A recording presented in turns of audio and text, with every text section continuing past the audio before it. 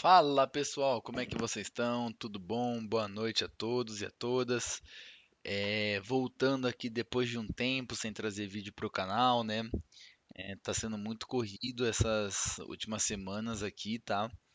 É, mas estamos retornando aqui aos poucos conforme a rotina vai permitindo. Bem, pessoal, hoje eu venho trazendo para vocês uma solução que eu estruturei aqui, que tá dividida basicamente em 5 fases.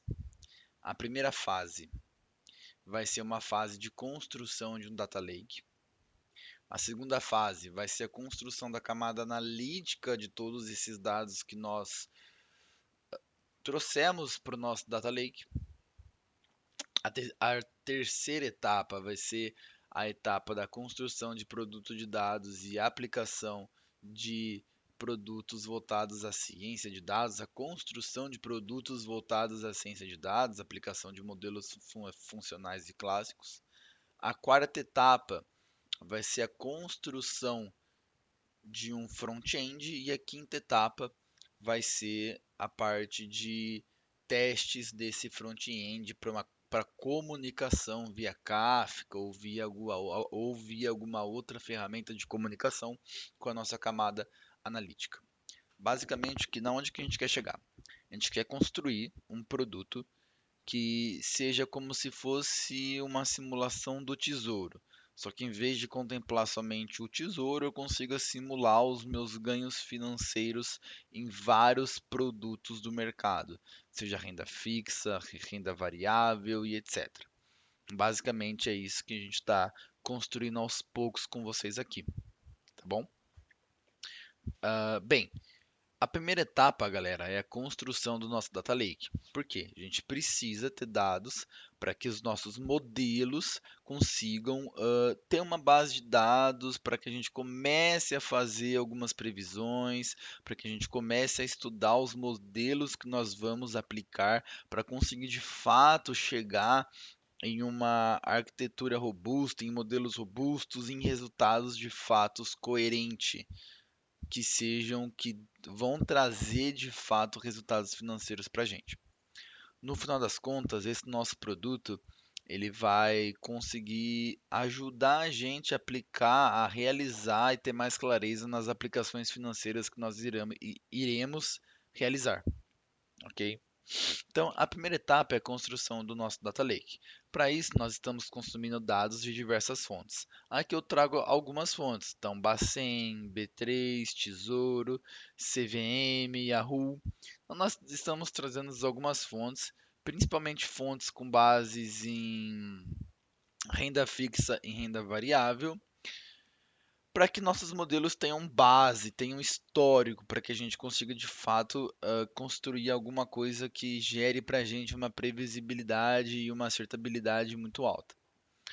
Bem, nesse primeiro momento, galera, o que que nós estamos fazendo? Nós estamos simulando, quando que eu falo data lake é um conceito, tá? É um conceito de armazenamento de dados estruturados e não estruturados. Via de regra, aonde que isso aplica pensando em mercado? Aplica-se no Storage Account, aonde que o Storage Account me permite usar 4 serviços, o QE, que é um serviço de mensageria, as, as tabelas, os containers e tem mais um serviço que eu acabou fugindo aqui da minha cabeça, mas é as tabelas, as tables, os QEs, que é as minhas mensagerias, os containers e o file share.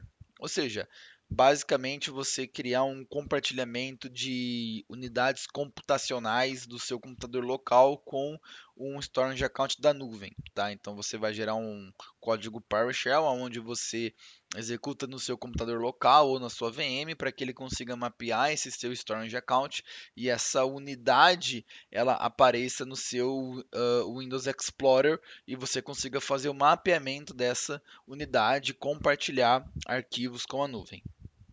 Esse é o quarto serviço que o Storage Account fornece. Quando nós falamos em Data Lake, nós estamos falando do primeiro serviço, que é o serviço de container, onde que nós vamos salvar dados estruturados e não estruturados. Aliás, esse na verdade não é nosso lake, é a nossa data lake.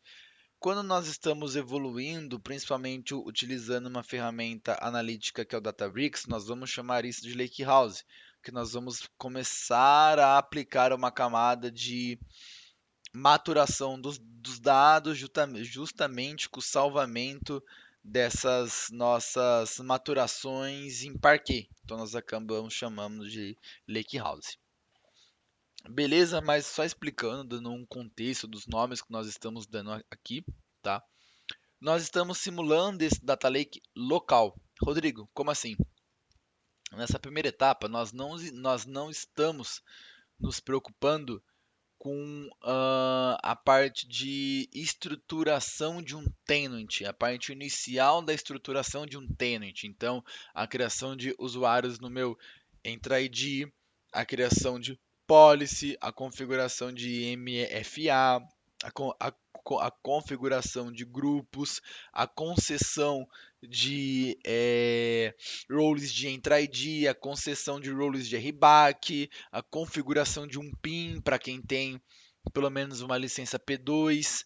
Então, nós não estamos nesse primeiro momento nos preocupando com isso, que é a estruturação de todo o ambiente de nuvem para que nós começamos o nosso projeto.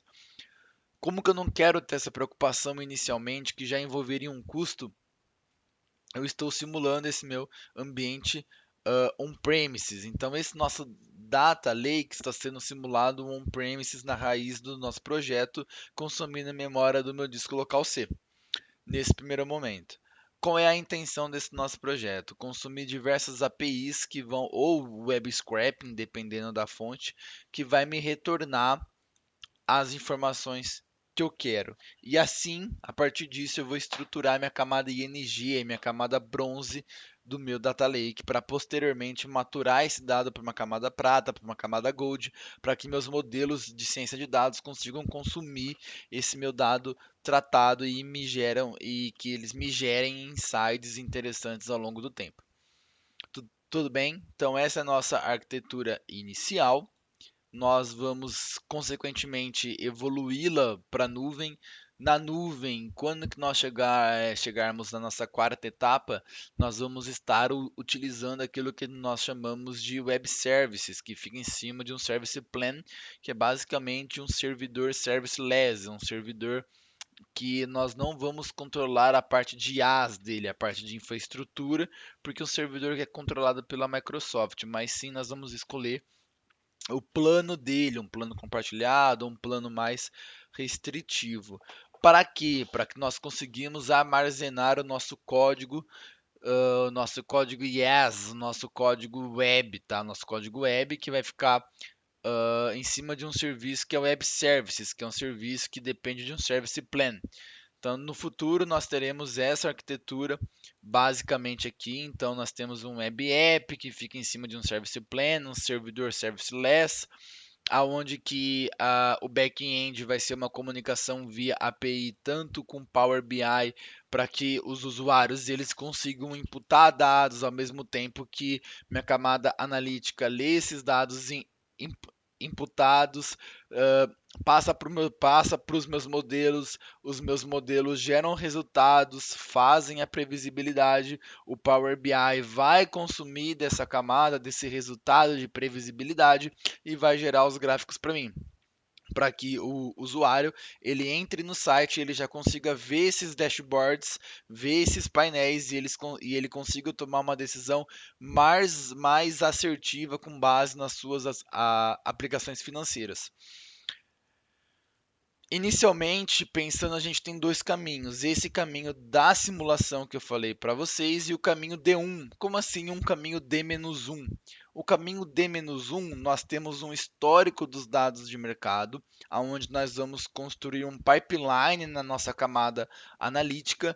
Esse pipeline, o Power BI, ele vai consumir do final da esteira, do final da ponta da camada Gold, o dado já tratado e maturado, para gerar as simulações para a gente de como que está o mercado, como que o mercado está se comportando.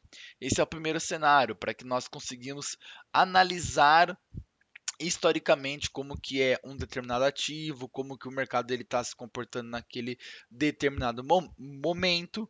Em um segundo cenário, nós poderemos de fato imputar dados. Esses dados via front-end, via uma API, método POST, vai cair no meu storage account, no meu container em formato JSON, aonde que a minha camada analítica, no caso aqui eu criei me fugiu agora, no Power, Agent Functions, que é basicamente um pipeline baseado em eventos. Então eu vou configurar um Agent Functions baseado em um evento de entrada em um determinado container do meu storage account. Então, a hora que esse arquivo JSON que vem do meu front-end, que é tratado no back-end, ele cair no meu storage account, como que eu tenho o Agent Function baseado em eventos, olhando para esse container, assim que esse arquivo JSON cair, isso já vai disparar um pipeline no meu Agent Functions, que vai pegar esse arquivo JSON, vai tratar, vai pegar esses parâmetros e vai resimular, vai refazer as simulações analíticas, aonde que isso vai se transformar em uma camada Gold e meu Power BI vai ficar olhando e consumindo em tempo real dessa camada Gold para apresentar novamente via API no meu website. Basicamente é isso que nós estamos estruturando aqui. Dois cenários. O usuário imputa dados simulando um cenário de simulação, $1 mais alto, $1 mais baixo, baseado nos dados da sua carteira. Isso via API vai chegar no meu data lake, pode ser via um acesso anônimo, via SAS token, via o próprio conteúdo do meu storage account da parte de security, aonde que em tese só as minhas aplicações elas têm acesso nas minhas chaves rotativas. Ele vai conseguir pegar esses dados imputados via front-end, o back-end vai tratar, vai transformar em um JSON, vai jogar nesse container. Eu tenho um Agent Function baseado em evento que vai disparar a pipeline, vai tratar, vai fazer um join com outras bases para gerar uma camada Gold e esse Power BI é consumido dessa camada Gold. Tá, esse é meu segundo cenário. Na nuvem, nós teríamos mais ou menos isso aqui, essa subscrição, esse resource group e esses serviços dentro do meu resource group. Nós precisamos de um DNS, tá? O DNS ele é importante para que nós conseguimos resolver por nomes internamente. Mas nesse caso, como que vai ser uma aplicação pública, nós precisamos de um DNS público. Então nós temos o servidor de DNS que registra o meu domínio, aonde que eu vou ter que criar uma regra de for ordem, uma regra de encaminhamento para o DNS do Azure. O DNS do Azure vai receber a requisição, vai tratar e vai redirecionar para o DNS público, quando que a requisição procurar um determinado nome, Jeffrey.cloud. Sempre que a minha requisição procurar um nome Jeffrey.cloud, o DNS do Azure que foi redirecionado pelo HostGator, por exemplo, que é uma empresa que registra servidores, que registra nome de servidores e replica no catálogo global, ela vai redirecionar para o Azure recebe, redireciona para a zona de DNS pública, se for o mesmo nome, a zona de DNS pública acaba redirecionando para as zonas de DNS privada e assim vai.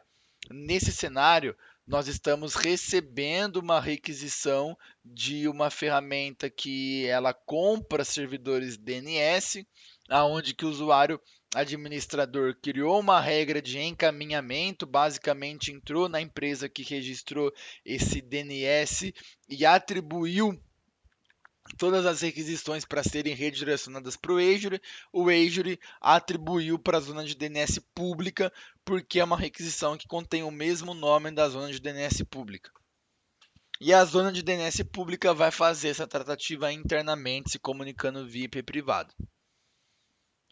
Beleza? Então, basicamente, essa é a nossa arquitetura que nós temos para esse projeto. Eu vou pegar para vocês aqui os nossos códigos. Porém, como que o tempo já passou bastante, eu vou subir essa primeira parte de apresentação dos projetos e arquitetura encerro e volto com vocês na segunda parte para que nós possamos falar do código por si só e eu vou explicar passo a passo do código de como que nós construímos essa primeira fase do nosso Data Lake. Valeu, gente. Boa noite a todos.